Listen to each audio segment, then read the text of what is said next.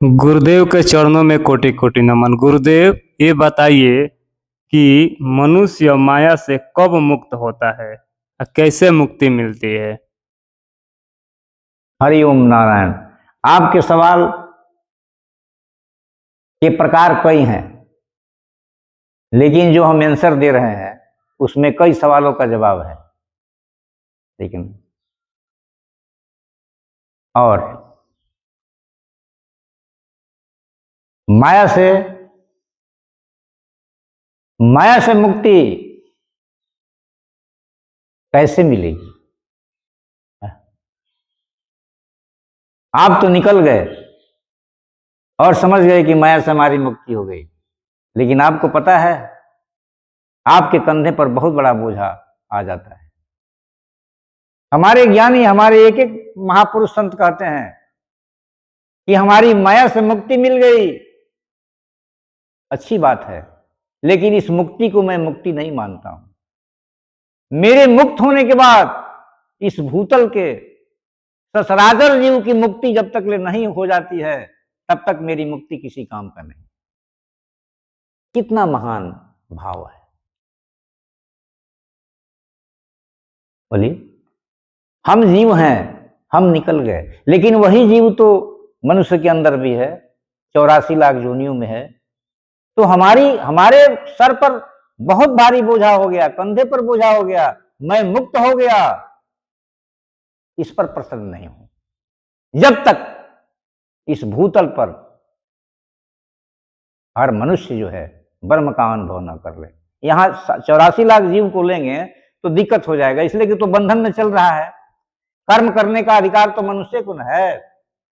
तो यहां यह बोझा है कि जब तक इस भूतल का हर मनुष्य माया के गिरफ्त से बाहर नहीं हो जाता है, मैं हमारी भी ये जो मैंने बंधन कटा हुआ है, हम बंधने में आपको मानते हैं। ये बहुत महान है। और माया अगर नहीं रहेगी तो फिर सृष्टि कैसे होगा? कोई सृष्टि कर देता है, बस काम उसका है, सृष्टि कर देता है। कोई पालन करता है, उसका काम है। विध्वंस कर देता है, उसका काम है। लेकिन जिसके पास हिसाब है, किताब है, व्यवस्था है, सारे स्कूल को तोड़ दिया जाए, मास्टर को हटा दिया जाए, है तो फिर शिक्षा का कार्यक्रम कैसे चलेगा? बोलिए। ये सब विद्यालय है, सब शास्त्र पढ़े जा रहे हैं, लिखे जा रहे हैं, तब न परीक्षा होता है। तो ये 84 लाख योनि क्या है? ये जीव को परीक्षा में भेजा गया है। जीव जड़ नहीं है। ईश्वर अंश जीव अविनाशी, चेतन अमल सहज सुख राशि। ये आत्मा है, लेकिन फंस गया है तो जीव शब्द लग गया है, और जीव के कारण ही 84 लाख में जीव घूमता है। ठीक है ना? लेकिन जिस दिन इसको पता चल जाएगा कि मैं जीव नहीं, मैं तो शिव हूं, तो जीव शब्द हट जाएगा, वहां एक आत्मा हो जाएगा। तो माया से जो मुक्त हुए, कहा कि हम तो मुक्त हो गए, लेकिन मेरा तो बंधन और तेज हो गया।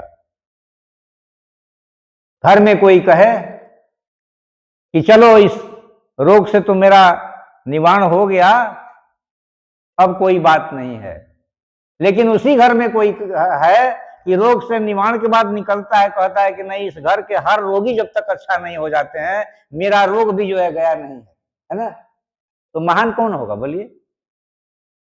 तो इस माया की नगरी से हम निकल गए और बाकी जीव फंसे हुए हैं। मनुष्य की हम बात कर रहे हैं, इसलिए कि मनुष्य ही को तो परमात्मा ने साधन करने के लिए भेजा है। अभी तो 84 लाख योनियों का नंबर है, वो भगवान भेजेंगे तो उनको भी लिया जाएगा। तो अब बताइए, अगर आप मुक्ति चाहते हैं तब आप तो मुक्त हो गए, और लोग जो तड़प रहे हैं या दिशाहीन हो गए हैं, उनको कौन दिशा देगा? अब तो अपने आप को समझ गए, अब तो आप परमहंस गुरु हो गए। आपके कंधे पर बहुत बड़ा बोझ क्या है? अंधेरे में जो जो बैठे हैं, नजर उन पे भी कुछ डालो।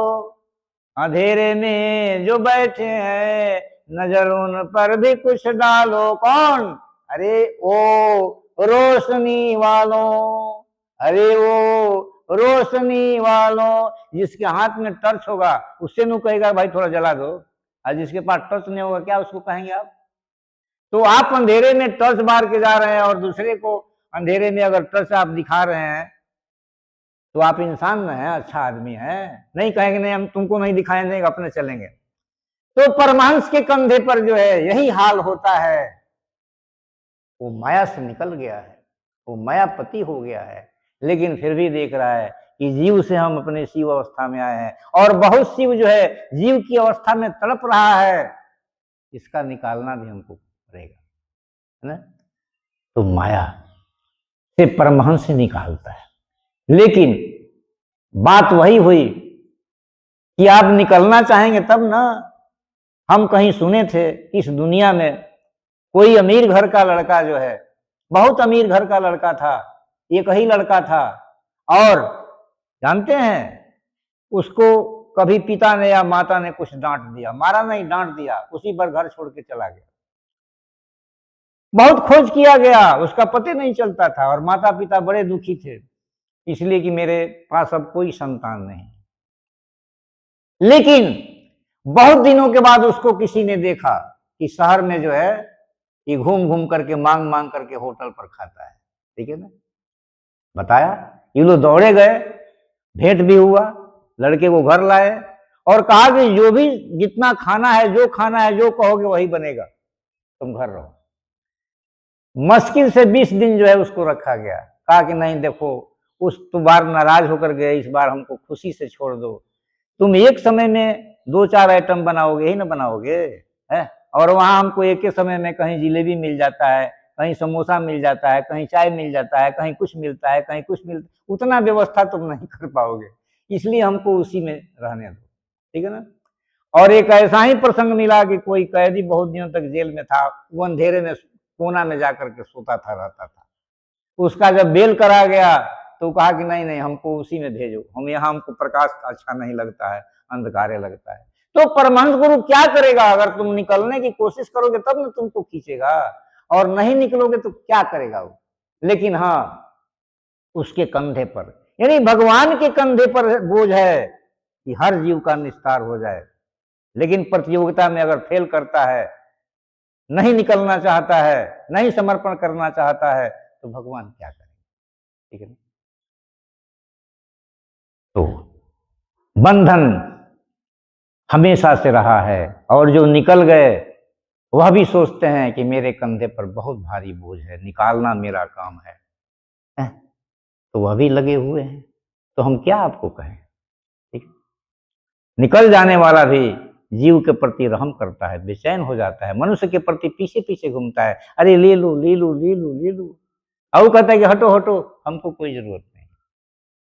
अरे हमारी जवानी है, बुढ़ापे में हम भगवान को याद करेंगे, संत को खोजेंगे। अरे ये जवानी है, बचपन, बचपन क्या है?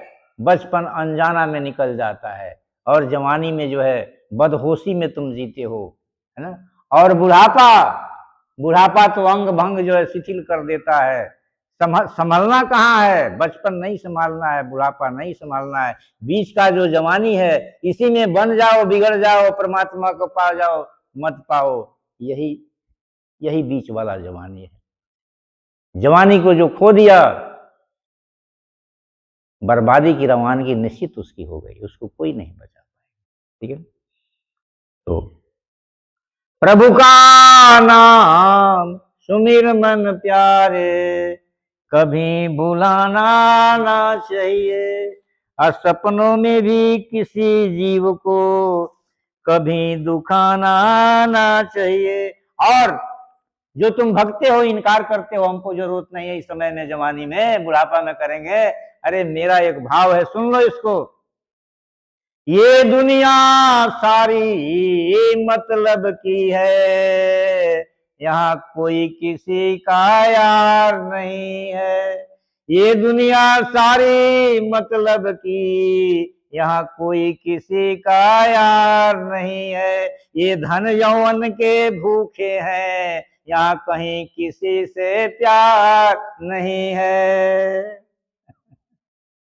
हरि ओम नारायण, हरि ओम नारायण।